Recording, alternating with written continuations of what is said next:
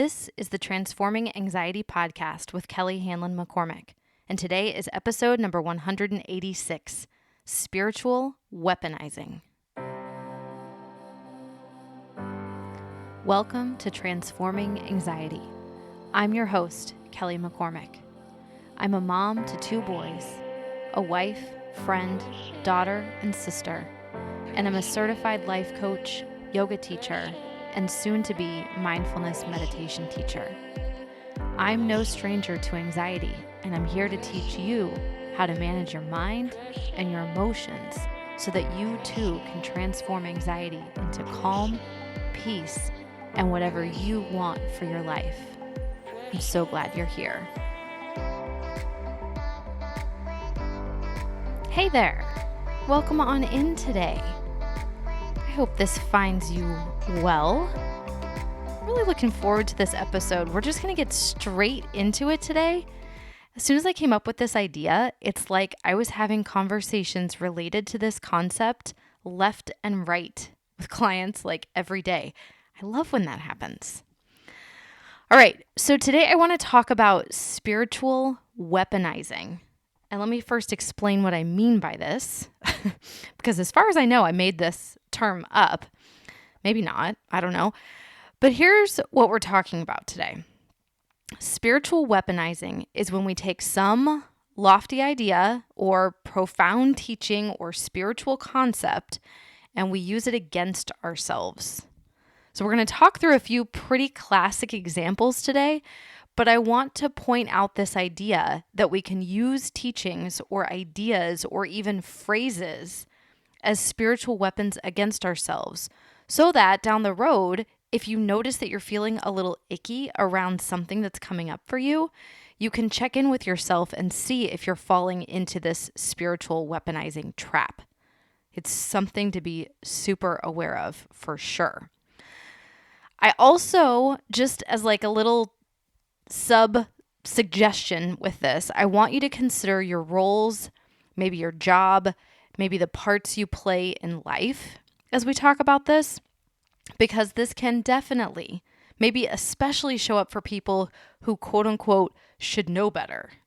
And by that, I mean people who are either trained in something, people who actively practice something, or heck, simply being an adult can shove you into the you should know better category. And that is something to watch out for too. So, meditators, yoga practitioners, coaches, therapists, yoga teachers, managers, maybe you're in corporate America and you're a manager or boss or a leader, teachers, parents. I'm looking at all of you when I say that. All right. So let's just talk through some examples, and I think it'll become more clear what I'm referring to here with this idea of spiritual weaponizing. So one of the most common ones that I use against myself, something you probably hear said a lot, is difficult people are the best teachers. Have you heard this? And they're also just difficult, right? So here's what I think we mean when we say difficult people are the best teachers. Because yeah, sure, that's true. They sure can be. The people in our lives who, to us, seem to be the most difficult can for sure show us things like what unconditionally loving someone actually looks like. Hint, not easy, right? They can remind us how not to be. They can teach us about patience, about picking our battles. They can give us a place to practice with boundaries. Sure, that's all good stuff. Difficult people can be some of the best teachers in regards to these things. But also, it's not your job to be out there learning lessons all the time. It's not up to you to be out there always digging deep and looking for how this relationship or that family member or this coworker is actually a profoundly wise guru for you. Sometimes you need to protect yourself from these so-called teachers and lean away from all the drama and difficulty they bring with them, right? Now, I did a whole episode a while back about how there really are no difficult people. There's just stories we have about people and people who like tap dance on our nerves, people who trigger us. Now, there are also people who are outright harmful, and I'm not really talking about those people at all here. That's a whole separate thing. I'm thinking more about the people who are irritating, who are just like constantly in your face about something, who trip you up in some consistent way. And I just want to be, well, honestly, a little contradictory here to myself. True, yes, I do believe there really are no inherently difficult people. I like to believe people are doing their best, that people are doing what they can with what they have, and sometimes their best totally sucks, right? So yeah, I stand by all of that. And here's the contradictory part. I want to also acknowledge that sometimes you don't want to deal with it. Sometimes you don't have it in you to be with the difficulty of the difficult people, you know? Maybe you've been dealing with it for years. Maybe you're sick. Maybe you're literally physically sick. Maybe you're having a really intense time at work or with your kids or in a relationship. And you're like, I just don't have anything left to give right now. The difficult people need to just go away for now. And that is what I'm saying in this episode. On the one hand, sure, I don't think inherently there's any difficult people. Okay. On the other hand, there are difficult people for you, and it's okay that you can't or don't want to deal with them at times.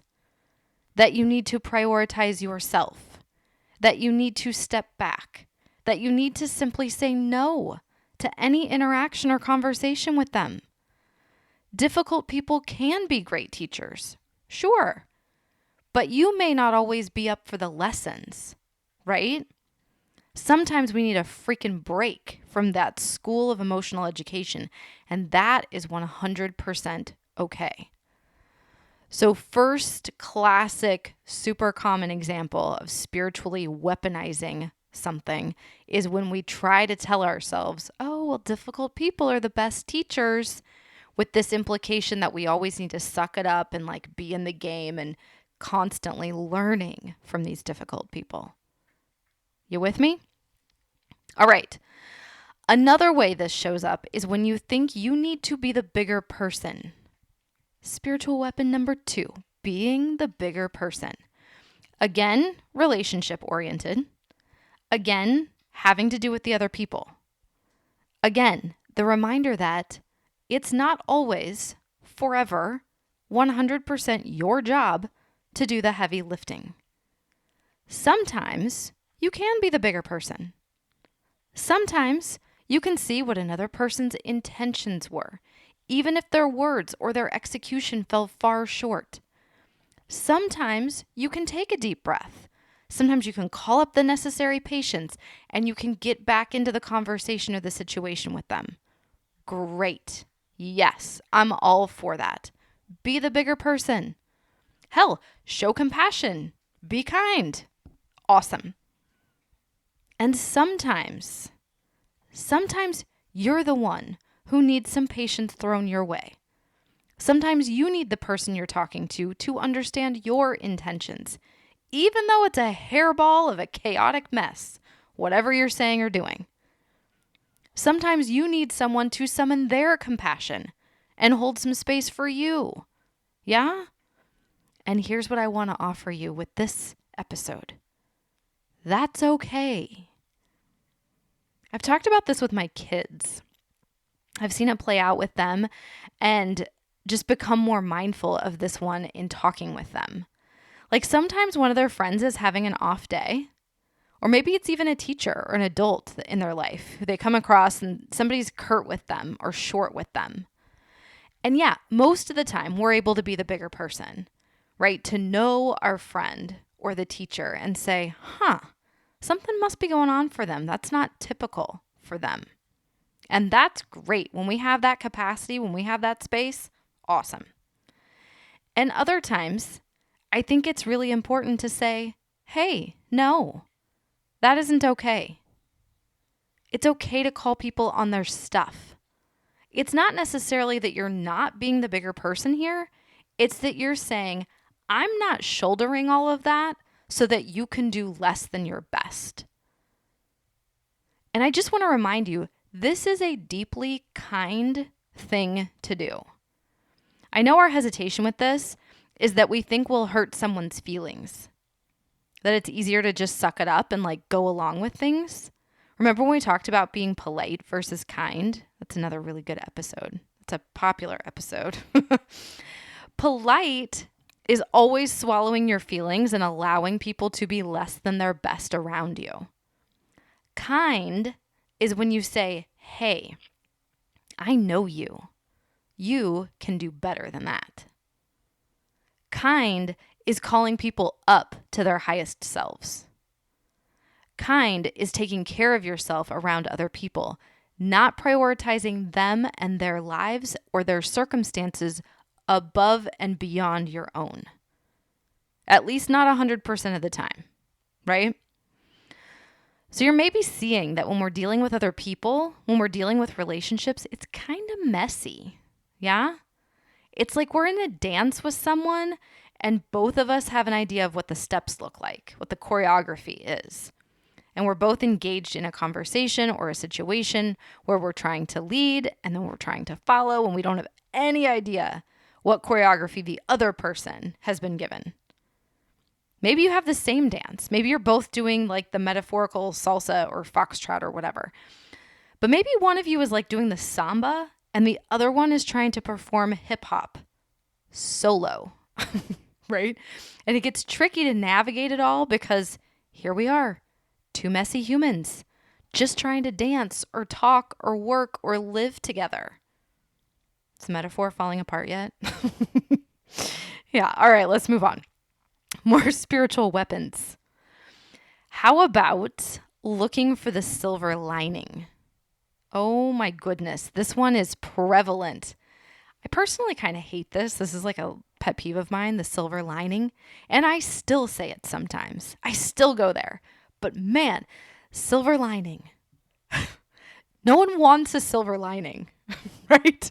They want the whole damn cloud to be more okay, more better, not just a silver lining around the outside of it, right? So anyway, the spiritual weapon of the silver lining is that sometimes we use this one to bypass hard feelings. We use this to route around a hard truth or a challenging situation. Let me find the silver lining. The silver lining is almost always offered up as a platitude or this don't worry, be happy alternative, right, to whatever's going on. And it's well, that sucks, but here's the silver lining. And what I wonder is, what if we just stuck with the cloud itself? What if we weren't so quick to reach for the silver lining? What if we let whatever's going on, however hard or maddening or confusing or tragic, to just be? One of the best gifts that we can give, both to ourselves and to other people, is to not try and either fix things or find a way to get to happy in a situation where happy isn't what's true and real.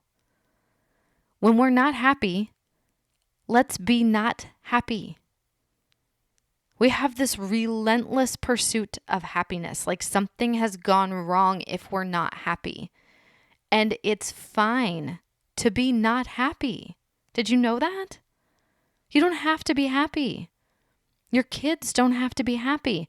Your mom doesn't need to feel good about you all the time. Your partner doesn't have to be happy 24/7. It's all right. You don't need to run around finding the silver linings for everyone. We could just let them have the clouds. So here's what happens when we allow ourselves and the people around us to feel things. To feel things. Things that aren't happy or good or easy. You know what happens? We get stronger. We get more resilient. We understand ourselves better, and things are way more real. Life is not good and happy all the time. I know you're living it. You feel it. Don't always be so quick with that silver lining. Just let it be. Let it be less than great. It'll get great again. And then guess what? It's going to get not so great. And then great again. It's always coming. More and more is always coming. But the spiritual weapon of the silver lining is this underlying implication that if things are bad and hard, we need to find a way to get back to happy and easy quickly. That we don't need to feel bad. That feeling bad is, well, bad. And that's a wild message to send because, let's tie this in with anxiety for a minute. One of the most common breeding grounds for anxiety is when how we feel and what we know to be true inside of us doesn't match the outside. When our insides and our outsides don't match, there's dissonance there. And that dissonance makes for a lot of anxiety. When our outsides, like something bad happened, and our insides, feeling bad, when all of that matches, even though it's not great, it's aligned. And that we can deal with. But when something bad happens and we are convinced we need to feel good, because feeling bad is bad, right? It's like we're all out of whack. We're trying to force a feeling that isn't there. It's no good. And it's extremely anxiety inducing. So, suggestion, how about no more silver linings? At least no more spiritual weaponizing that way. All right, lastly, how about positive thinking? Save the best for last. Maybe the most common, right? Maybe the most classic example that we've got. Just think positively. And I get why we say this. I get why this seems like a good idea. I get why we suggest this. It's so tempting, right? But it smacks of the same thing we just talked about with silver linings. It seeks to route us around the pain that's simply a part of the human experience. Thinking positively suggests that we can flip a light switch and also feel more positive emotions if we simply shift our thinking. And we can to a certain extent. But here's the catch. It has to feel believable. And this is a big, huge catch. So I want you to consider a situation that you've had, something that you've experienced, where you felt stuck or trapped, and you were really trying, but things just weren't working. Like maybe it was a relationship, maybe it was a job, a roommate situation, maybe it was a friendship that had reached its ending. Maybe it was a certain way of getting things done or scheduling yourself or just showing up in your life. Whatever it was, it probably had a positive thought attached to it, right? Something like, I can do this. I can try harder. Plenty of other people are happy here. I can make this work. Like these are all positive thoughts. You could try and think that way and power through whatever it was that had you feeling so stuck, so small, so limited. But here's another idea. What if you allowed the negative thought, like the bummer of a thought, the real thought, which maybe looks like, this marriage isn't working for me. I want more out of a career than this has to offer. This friendship feels too one-sided. I don't like volunteering here anymore. Like these don't look like positive thoughts, right? Not at all. But if they're true for you, there's a real sense of liberation in them. You are free when you allow yourself to think that way, the real way. So, does positive thinking work sometimes? Absolutely. And really, it's a pretty powerful thing, actually, that we can change our minds and then we change our lives. Like, that's awesome. Use that when you can. For sure, for sure. Like, most definitely. This is one of the coolest things that we can do. But also, know when it's not a matter of positive thinking. Know when you need to get honest instead. Know when you need to set down the weapon of just think happy thoughts and instead need to get real with yourself. Maybe you need to get real with the people around you, whatever that looks like. But always point yourself towards freedom. If positive thinking means freedom for you in a specific situation, great, do that. But if you need to allow the negative thoughts, the real thoughts, in order to get free, 100% absolutely do that. Do not use positive thinking as a spiritual weapon against yourself.